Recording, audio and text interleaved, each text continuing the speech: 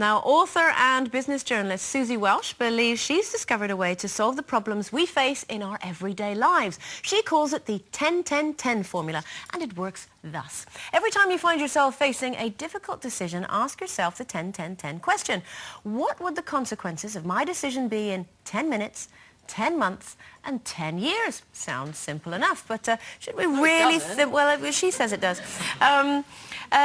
Do you think about the here and now, or do you think of the long-term consequences? You know, I'm a rusher-inner and a plower-inner. And I just go in and do things, and my mother always says, you never think before you do anything. So I don't take I wouldn't know how to do that 10, 10 and 10. So I wish I had, you know, when I look back on my past, there's so many things I should have thought about and thought, right, not mainly 10 minutes, because that's gone, hasn't it? By the time you've sat down and got a cup of tea, that's gone.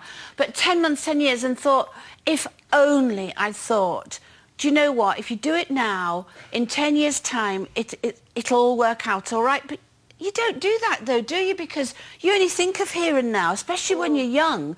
It doesn't occur to you to think, well, this is the right thing to do now. It may hurt and you're going to really go through some bad times, but you know in 10 months and in 10 years' time you're going to say that was if I'd have done that, you know, with my marriage and everything, I would have got... wasted 10 years. I wouldn't have wasted, I would have got married again, and you know what I mean? So, but I'm a rusher in, I go, oh yes, OK, I'll do that, and then I regret I don't think that's what you were doing. I think you were trying to avoid doing something, anything at all, because, you know, you knew that if whatever you had done before you were ready to do it, or before you were forced to do it, then that 10 minutes, you would have known that 10 minutes would have been a nightmare. It might have been a nightmare in 10 months, and so you didn't do anything. And then, you know, but 10 that's years wrong, has isn't gone. it? What a waste. Of course it's wrong. It's totally wrong. Yeah. So what do you do, Carol? Well, I think you have to just go for it.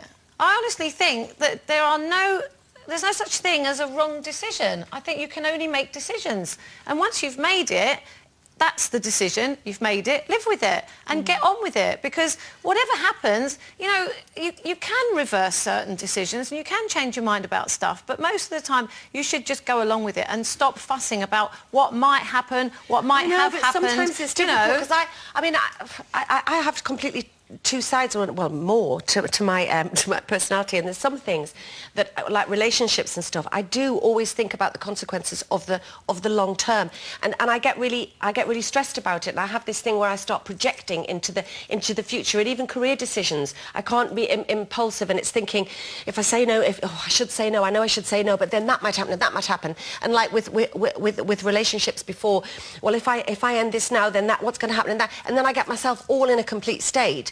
But if it's a case of, you know, it's 3 o'clock in the morning, should you go home or should you go to that bar around the corner? I wish I did think of the consequences, and that's when I just plow in. But that's when you can't make decisions, because the first thing to go when you have an alcoholic drink is your decision-making cell. Yeah. That's it. So that's a bad time to try and think about decisions. I mean, it's a very structured way, that 10-10-10, to think. I mean, it sounds like Lisa Maxwell's vital statistics. Yeah.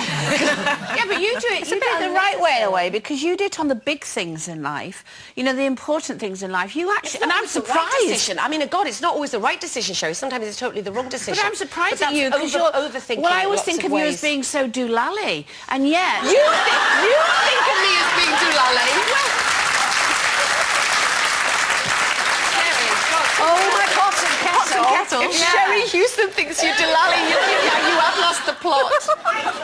But Carol, Carol, do you never think of, you know, long-term consequences of your actions? Because you all strike me as you're a very measured person. Well, no, I do think things through as much as possible. But if you overthink something, it becomes too complicated. You know, you can write a great big long list here of why you should do something, and another one here about why you shouldn't. And it doesn't solve the problem. You think, oh, it shouldn't. You just got to go for it and make the decision. Because, you know, a lot of people say to me, do you not think about what your relationship might be like in 10 years' time? And yes, I do think about that. But what is the point of that? You know, I could say, well, you know, our relationship might be more difficult in 10 years. Yeah.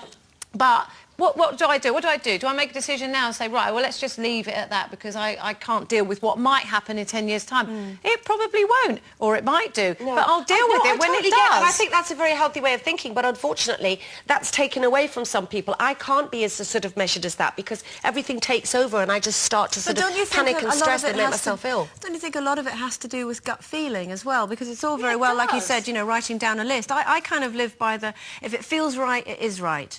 If it feels wrong, 9 times out of 10, it is wrong. That's right. How do you know if you've got it's just a feeling just in here, and that's to do with relationships or decisions, or you know, or even your behaviour. Sometimes, you know, if you're acting in a certain way to try and fit in certain circumstances, and part of you, you know, is thinking, what are you doing?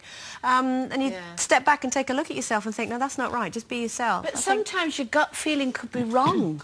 I mean, that, you know, it can lead you into... right and wrong? Who says? All right, then, all right. Otherwise, you don't do anything at all. All right, have you ever made a decision, then, and it's been wrong? Probably. Probably? Well, then what do you do then? Well, I'm not going to sit here and say that was the wrong decision because it was the decision and I made it. So therefore, I've got to live with that decision and make the best of what I've done. And then you make another decision. Yeah, what is the point of me sitting at... Yeah, I passed my 11 plus. I didn't go to grammar school through choice. Oh, that was the wrong decision. I really should have gone because then maybe I'd be a lawyer now. No, I'm not a lawyer. I'm sitting here and, you know, I'm forever grateful for that. And that might have something to do with the fact that I made a wrong decision. Is this something to do with that you're always right? You're never wrong? Maybe. Maybe. No, I'm not. I'm not always Well, wrong. we are right on time now for one last break.